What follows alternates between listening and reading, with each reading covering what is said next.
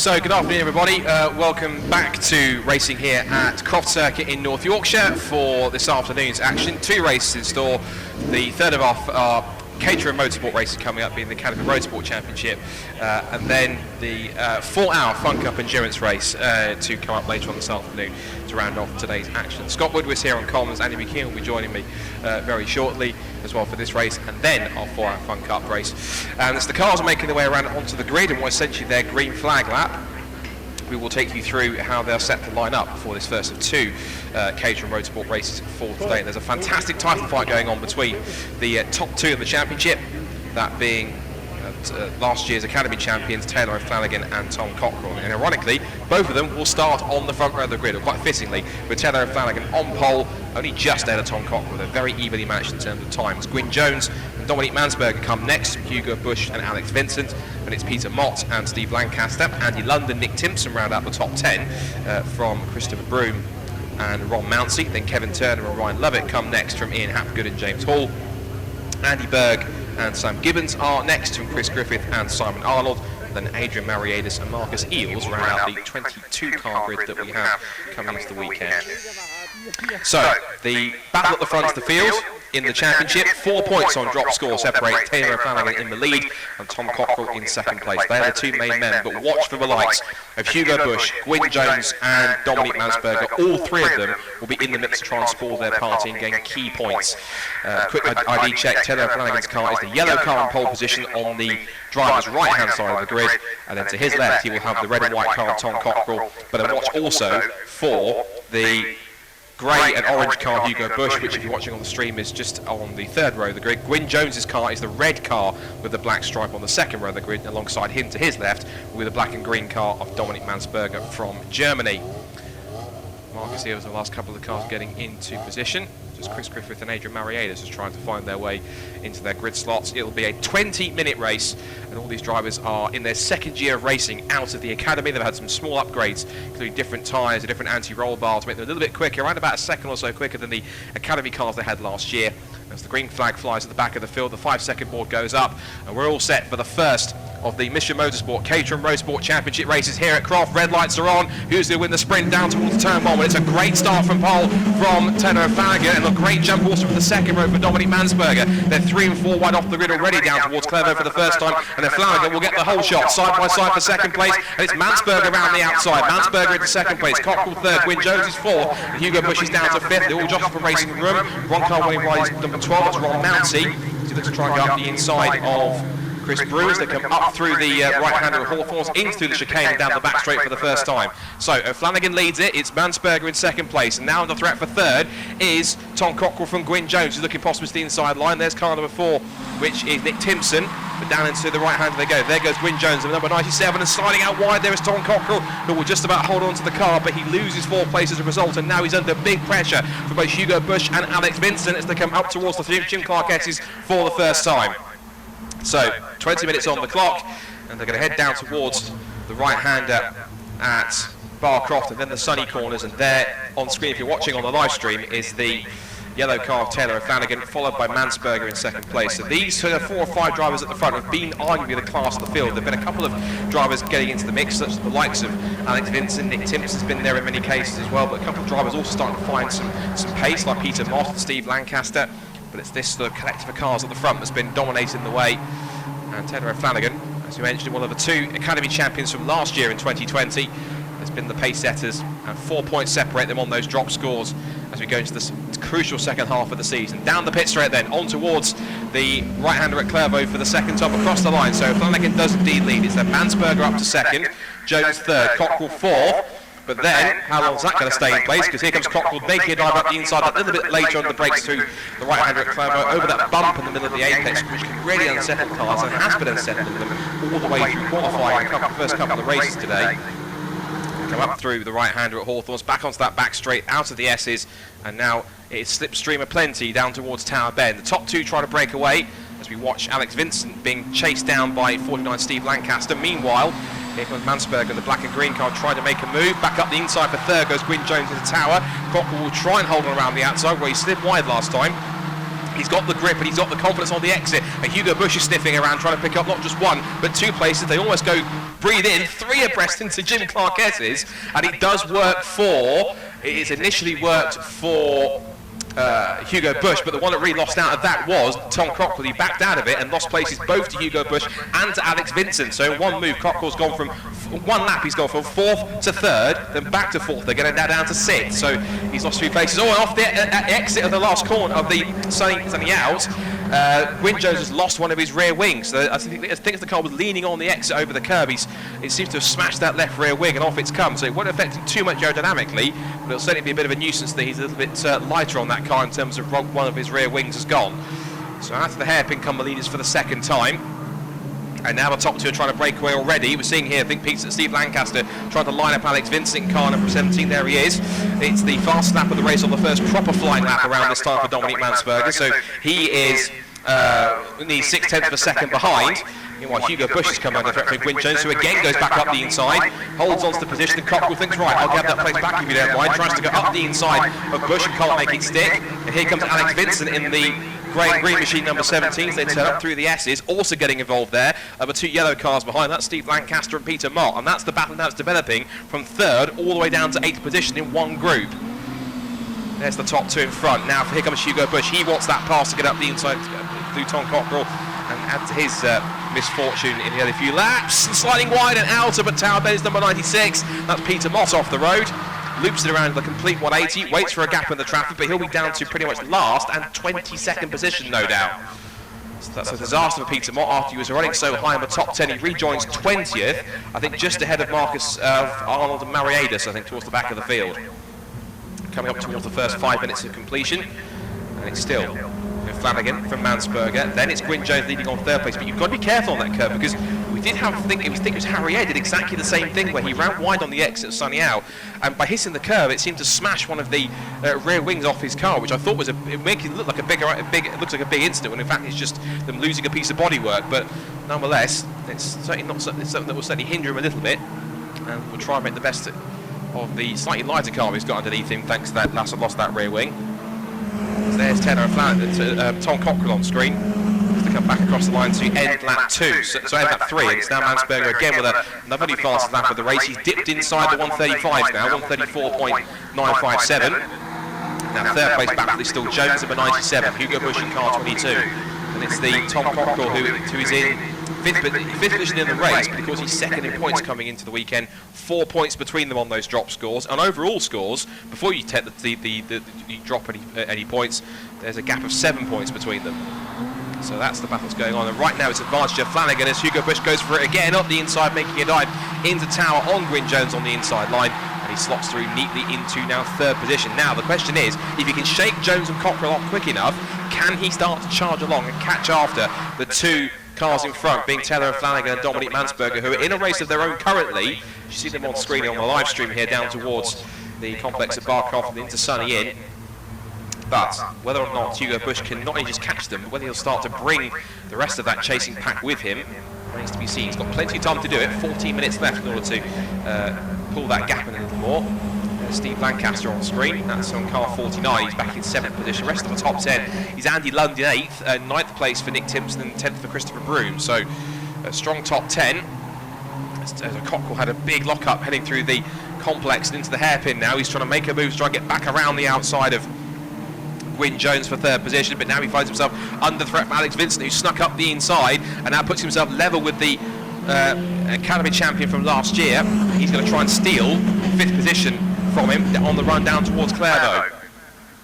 There's the top 2. Flanagan from Mansberger, then Bush, and then Gwyn Jones has managed to stay ahead of Tom Cockrell, who in turn has stayed ahead of both Vincent and Steve Lancaster. Lancaster having a look, try and get closer to Vincent to try and take away 6th position. Further back is Nick Timson, who was slow going through Hawthorns, whether he missed a gear or went off the road and had to try and regather it, but he wasn't going quick as he should have been. He's lost out a couple of spots now. He's lost out to cars 5 and 12, so that would have been Chris Broom and Ron Mounsey, so he's dropped behind 2 spots from 9th down to 11th. So less than 13 minutes left to go in this first Caterham Roadsport race. As we say, these cars are in their 2nd year of competition, haven't been out of the academy, as are the drivers. So this is a championship that's only for academy graduates and rookie drivers for this year, and so this really gives the chance of drivers who compete in both academy groups to race together on track at the same time in a championship scenario, whereas before when they've done that, the first time we got a chance was in the non-championship autumn trophy race, which is usually an annual race which the two academy groups will competing together on one grid for the first time they do so in proper competition.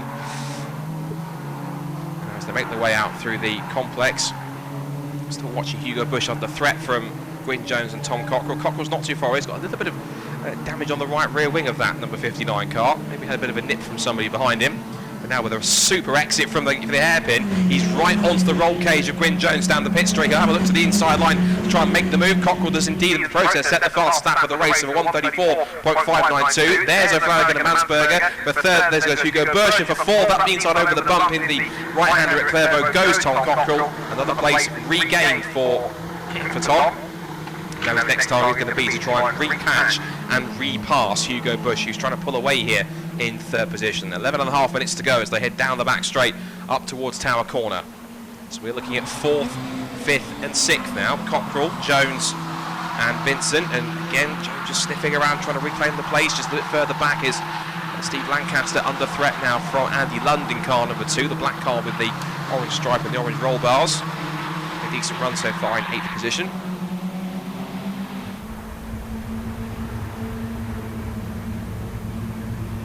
As they come back up towards back into Barcroft again, and Tom Cockrell just closing a little bit more under braking up into the sunny corners. It's a two-part complex of those two corners. There's sunny in and then sunny out, which is obviously quite creatively named, but sunny corners certainly are a double apex right-hander that takes you onto that short back straight and back to this long arcing left-hander that winds you back into the complex, and then the hairpin to end another lap.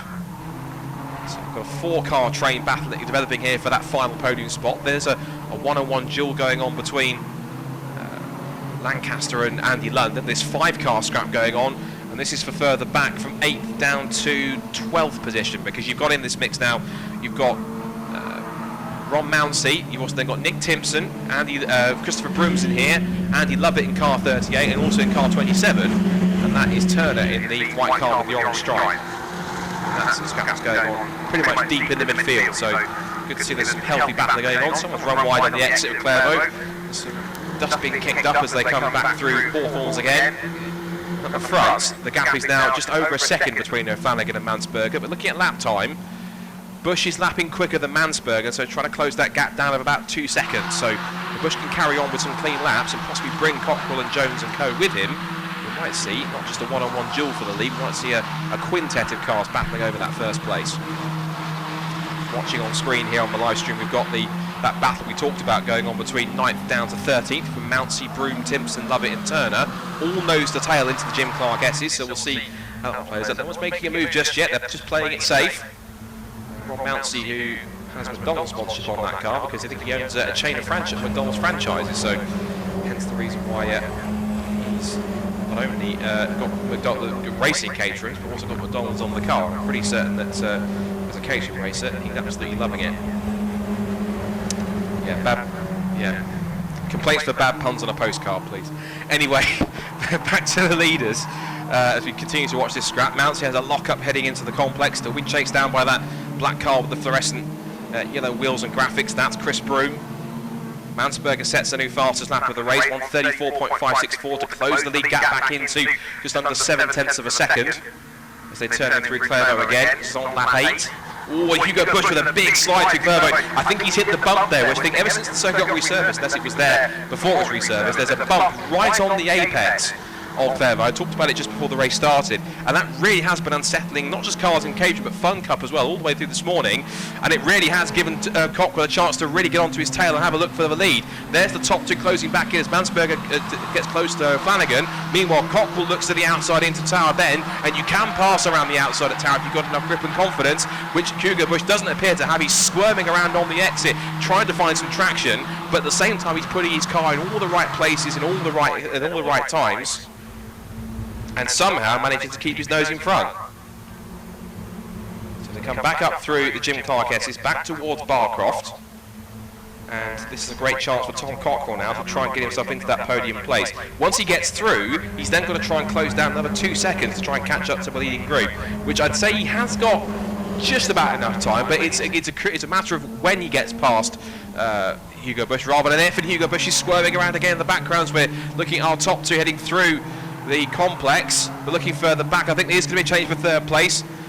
We see now Flanagan and Mansberger. Now there's a slippery surface flag out there, which just is either fluid or something on the circuit, which is either that or that piece of bodywork might be the cause. Meanwhile, here comes Cockrell then for third place. He needs to get past Hugo Bush now, otherwise he'll run out of time to try and catch these two at the front of the field. So Flanagan and Mansberger continue to lead, but for third place, what's happening into turn one?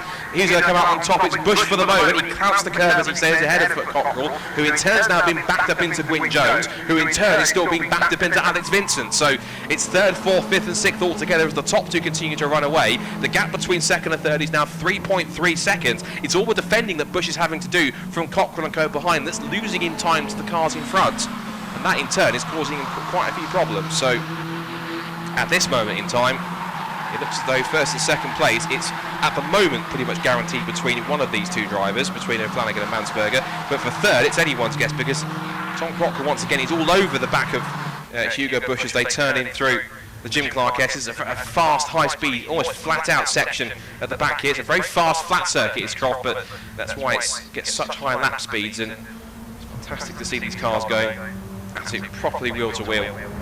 First time we've had Caterham here since 2019, so it's one of the first proper chance they've had a chance to race on this resurfaced Croft, because it was resurfaced a couple of years ago, and that certainly seems to be adding quite a bit more grip to these cars and certainly providing some great action at the front. So Flanagan and Mansberger continue to hold the advantage. We're looking at this scrap for third down to sixth, still with Hugo Bush. It feels like clinging on for dear life behind for these cars in front. Still, that slippery surface flag is down there. I suspect it's for just a warning for the debris that's down there. Someone's lost a wing or possibly even a nose section by the looks of it on the front of someone else's car. 5.5 minutes to go, and still that lap of the third will not calm down. There goes the top two, out through Clervo again. Lap 10 in this race now. Another big sideways moment there for Hugo Bush, really throwing the car around, and Cockrell had to stand up the brakes a little bit there, not to go straight to the back of Bush on the entry into Hawthorns. They come back in through the S's, using all the curb, and now that run down the back straight, and again Cockrell will get in that slipstream. A massive slingshot on the run down towards Tower Bend. It looks like he might have had an advantage, but he pulled out for a second, and now Cockrell tries to go to the inside. Bush sweeps right to the inside line to defend, forcing Cockrell to go a long way around into Tower Bend, but he has to try and get through if he can hold on to the outside line, which he has. Oh, there's contact! Round goes Hugo Bush. There was contact with Bush and Cockrell, and I suspect possibly maybe it was Cockrell trying to keep himself on the racing line and trying to get himself, because if he found himself on the outside line at Tower Bend, and then Bush tries to take his normal racing line and tries to defend, but because Cockrell almost had two wheels onto the guard, he tried to come off, didn't realise he was that far alongside. The pair made contact, and sadly Hugo Bush has dropped down, I think, just outside the top 10, whereas Tom Cockrell has carried on. But I'm sure it's not the way he wants to get past Hugo Bush, and Hugo might feel a bit aggrieved at that. But I think we'll let the stewards decide if there's any repercussions for that one. Meanwhile, the top two remain unchanged, completely unscathed and completely unbeknownst to the top two that instant for third place has happened. But Hugo Bush will carry on then, and I think it was minimal damage. It was just an interlocking of wheels between the two, and I think they would have got away with it without relatively any damage. Tom Cockrell's car looks pretty much unchanged at the front, so no real changes between them. But Flanagan will certainly take comfort from the fact that he's taking more points out of his main rival Tom Cockrell, who is back in third. That will be a little bit of damage limitation in terms of trying to keep up. He will try and push on, but given the fact the gap is 5 seconds between Cockrell and Mansberger in second place, and with the top two as close as they are, I can't quite see Cockrell trying to close in here with enough time, unless he puts in some incredibly quick laps and sets a string of new fastest laps. I can't see him catching up to these two in time. Certainly give it a good go, but I think possibly the damage of the gap that's been pulled out has already been done. So all he can really do is pull away from these two battling for fourth and fifth, that being Gwyn Jones and Alex Vincent, and trying to solidify that final podium place to get back the points to go with it. There is Cockrell. He's had a quite strong run through the season, of course, back and forth. He's had his fair share of wins, as has O'Flanagan and co. It certainly has proved to be an incredibly competitive season in the Roadsports. There's a battle further back. That's James Hall battling with Andy Berg, and Sam Gibbons isn't too far away from him. This is a scrap from just ahead of them that we've got Ian Hapgood, so 15th down to 18th, having a good scrap towards the base of the field. So deep in the second half of the pack, we've got some great battles going on further down. So it looks like just trying to close in there is James Hall, who he's had his moments so far this season. He's had one or two moments up towards the sharp end, but he's just not quite finding the pace here this weekend so far at Croft. He's back down in 16th position.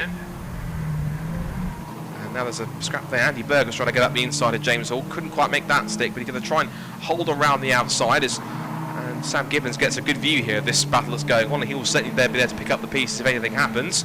Still just over 2 minutes left to go in this race, so not long left, about 2 more laps. One car that's heading for the pits. I think that's Nick Timson coming in, so problems for Nick as he will be what was 9th place. He's now out of the race, it seems, and in the pit lanes, or at least a problem that's brought his race to a premature end, or at least we'll have to see him fix it to try and get into the end, but he will drop right down to the tail of the field, down to 21st position, because we have lost one car, being Marcus Eels in the pit lane with a problem. So a minute and 40 left on the clock in this first Mission Motorsport Caterham Roadsport Championship race, and it's still Taylor O'Flanagan who leads by 0.6 of a second, and Cockrell, who is still 5.4 seconds back and surviving that contact with Hugo Bush on the exit of Tower Bend. He's managed to hold on to that final podium place, and he will do everything he can to make sure he's bagging a strong amount of points. So again, looking a little bit further back, that is car 51. It's Simon Arnold. He's back in 19th position at the moment, so he's in a bit of a race of his own here. I think we could do with seeing the leaders in a second, because not only is O'Flanagan set a new fast lap of the race, and Mansberger's on a similar sort of pace, they're going to go on to the last lap to possibly try and settle this. Meanwhile, Ryan Lovett's having a bit of a battle here, having under threat from Ron Mounsey. As we look back to our race leaders, so Flanagan's got a slightly bigger gap this time now. The gap is now just over a second, as Mansberger lost about 0.3 of a second on that last lap. Both lapping pretty strongly in the 135s. Gwyn Jones has just put in a new personal best, 134.6, so he's got the gap down between himself and Cockrell to 1.4 seconds in the end, but Taylor Flanagan's been here before. He's been a pretty commanding race winner when he's been towards the front, and even though Mansberger has pushed him hard and had his moments in the sun as well, Flanagan is starting to carrying on, taking just that another step closer towards this potential Roadsport title. If you look at the amount of times that Flanagan's taken a victory, won a bit of a win drought. He actually picked up his second and third wins of the season last time at Brands Hatch, because he finished he was either second or fourth. He couldn't finish third in the races between the first race at Donington Park and then the doubleheader that we had at Brands Hatch last time. It was pretty much alternating, being from the first race at Donington he picked up a fourth, a second, a fourth, and then 2 seconds at Silverstone before the 2 wins at Brands Hatch. And as he turns in through to the complex the final time, Mansberger will close in, but I think, bar any dramas at the final corner, touch wood, I think we should be seeing him pick up his 4th win of the season. And Mansberger will get close under brakes, but it won't be close enough as he heads up towards the checkered flag for the 4th time in 2021. It will be a victory in the Mission Motorsport Caterham Roadsport Championship for Taylor O'Flanagan. He wins race 1 here at Croft, with Dominic Mansberger only 0.8 of a second behind him in 2nd place, and for 3rd, surviving the contact with Hugo Bush, he picks up podium Tom Cockrell, as through comes Steve Lancaster to pick up a strong result in 7th. Well done for him. He finishes by Andy London 6th, Alex Vincent in 5th, and Gwyn Jones picks up 4th. And they're still battling at the final corner, because Ryan Lovett is just ahead of Chris Broom, who has quite literally bamboozled Ron Mounsey at the final corner and stolen the position from him. So it looks like Broom has managed to pinch the final top 10 spot from Mounsey. So it was Ryan Lovett 9th, and it was Chris Broom in 10th and Ron Mounsey 11th. And Hugo Bush, meanwhile, who had that contact, he managed to get back up to 8th. So plenty going on. They're still going sideways out of our commentary box window.